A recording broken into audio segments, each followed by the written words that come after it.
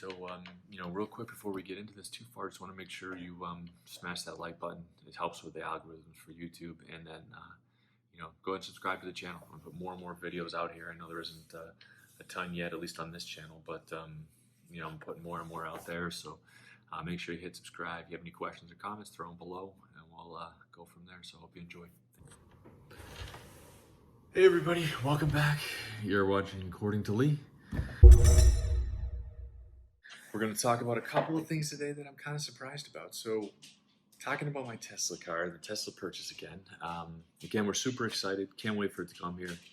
I mean, it's hard to even explain how excited we are about this vehicle. We bought other new vehicles before, but this one in general is just something that's really getting us super, super, super excited.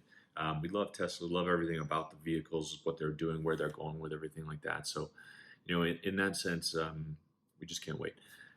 Though there were a couple of things, just minor things that kind of added to the experience that were positive, and then some of them that kind of brought us down a little bit, made us rethink everything. So I kind of talked about in another video, the overall buying experience was fantastic. It was real seamless, and with everything that's happening in the world today, the COVID and everything like that, social distancing. I mean, we were genuinely concerned. I mean, we're doing everything we can to distance ourselves from people, at least, what they tell us to do, all that sort of stuff.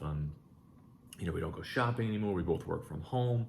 We have family daycare, that kind of thing. So it's, we're truly trying to do our part to kind of to slow this down like everybody is.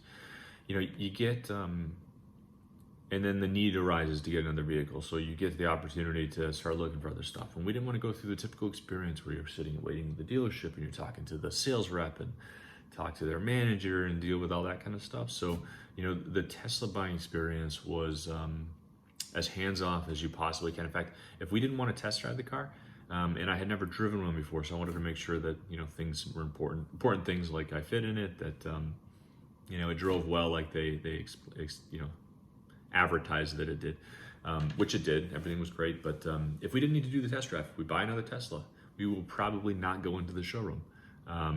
We won't even do a test drive. We'll just end up going online.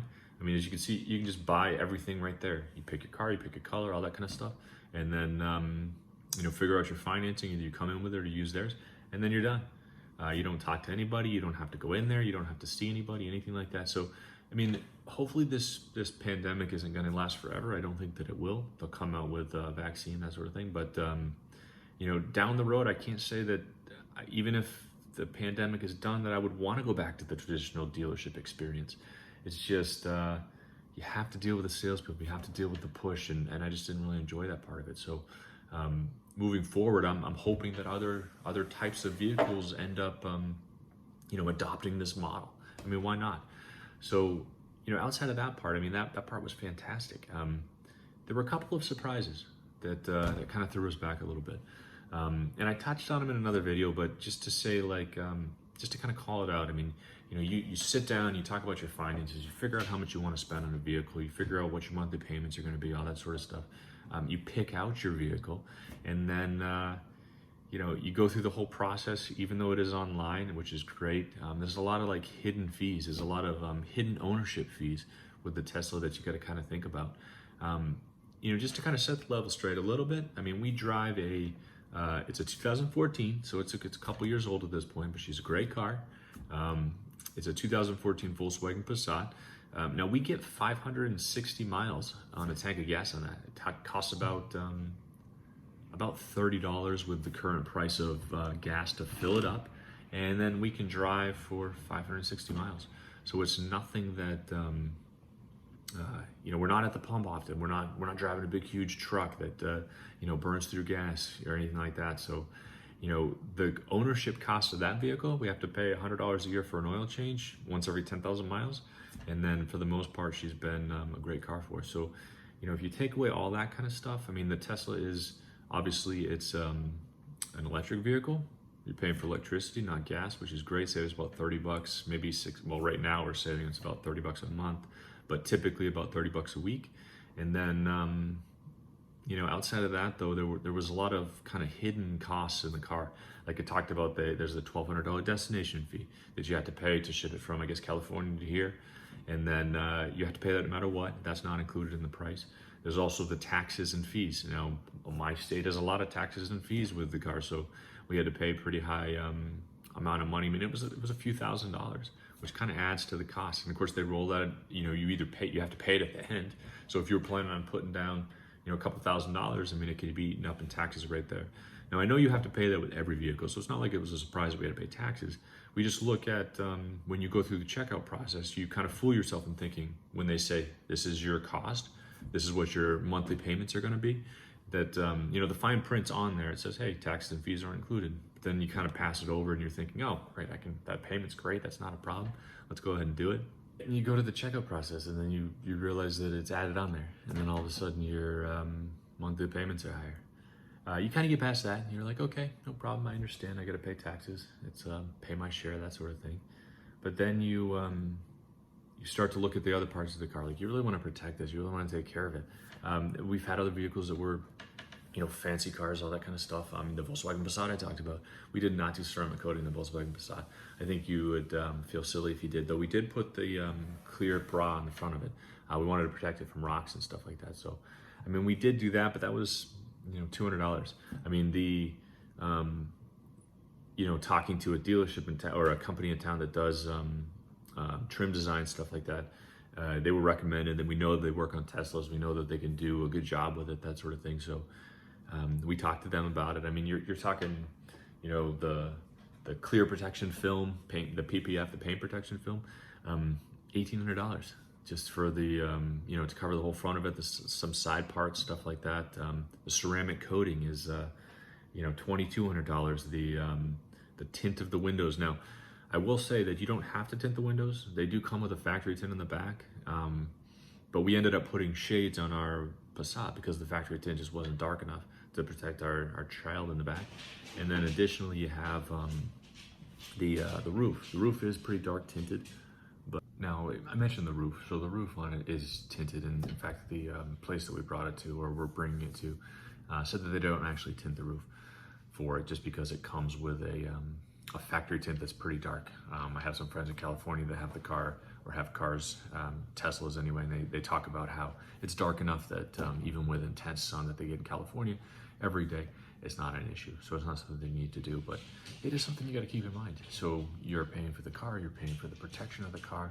Do you wanna do ceramic coating on the seats to protect those? Now, we won't have black seats, so we're not gonna do that. We're just gonna do the outside, but it's certain things that you really need to kind of consider when you're making the purchase. And on top of that, it adds to the cost. So it adds to your overall cost of the car and what you're going to be paying. And so, I mean, with all that considered, with all that keeping in mind, I mean, it comes down to, would you still buy it if you knew that it was going to cost X amount of money with the additions, with the add-ons, all that sort of stuff? And I mean, the answer is yes. I'd still buy it, and we're still buying it. Tesla gives you have to put $100 down when you make the purchase or when you make the initial order. Now you can back out of it. Not that $100 is nothing, but you have, once you take delivery of the car, you have 1,000 miles or, a week or something like that to decide that you don't want it. If it's just not right for you, you can return it, no questions asked. That sort of thing. So, I mean, there's some fail safes in there, but really you wouldn't go through the whole process. Like we're scheduling, as soon as we get it, we're going to schedule the ceramic coating and the paint protection just to get that squared away so there weren't any damages to the car before. So it would be kind of silly to, get it, drive it for a week, drive it for 1,000 miles, and then just return it. Just because we're not going to wait 1,000 miles before protecting and taking care of the car. So, and then there's that. I mean, so there are options to back out of it, but really, like, yes, I mean, you're going to move forward and you're going to go through it. It just seems like it would be nice if the process from the beginning to the end was, all there, all presented to you, all laid out, nothing hidden, nothing secret. Something like that would be nice, just to, make it as seamless as possible. Since, especially in this case, I mean, we're doing everything we can to enjoy this online digital experience. Everything to make it as seamless as possible. We don't have to talk to anybody. Like I mentioned earlier, we buy a Model 3, we're not even gonna go into the showroom. We'll just end up picking it up and going from there. So when you do that kind of thing, you want it to be as transparent. You don't wanna feel like you're having hidden secret things and stuff like that. But other than that, I mean, the process is great. You know, from beginning to end, I mean, would I recommend it? Yes. Are we going to do it again? Yes. It's going to even further sour a traditional dealership experience because they don't do that kind of stuff, because I can't just buy it online. Now, I can't say that once all this stuff is done that it won't be like that. Like I was mentioning earlier, it could just continue to be a more and more automated kind of thing, which would be nice. But, you know, I hope you enjoyed this. I mean, at least gives you some insight. I mean, I'm reviewing things. I'm taking, you know, deep diving into stuff, at least my personal experiences with things. Just kind of wanted to share it with everybody. If you find value in this at all, make sure you tap that like button. Helps with the algorithms. Make sure you're hitting subscribe. I'm gonna put more and more videos on here, and we'll make sure we get this squared away for everybody and give as much content as we possibly can. So hope you guys have a great day. Stay safe out there. Thanks a lot.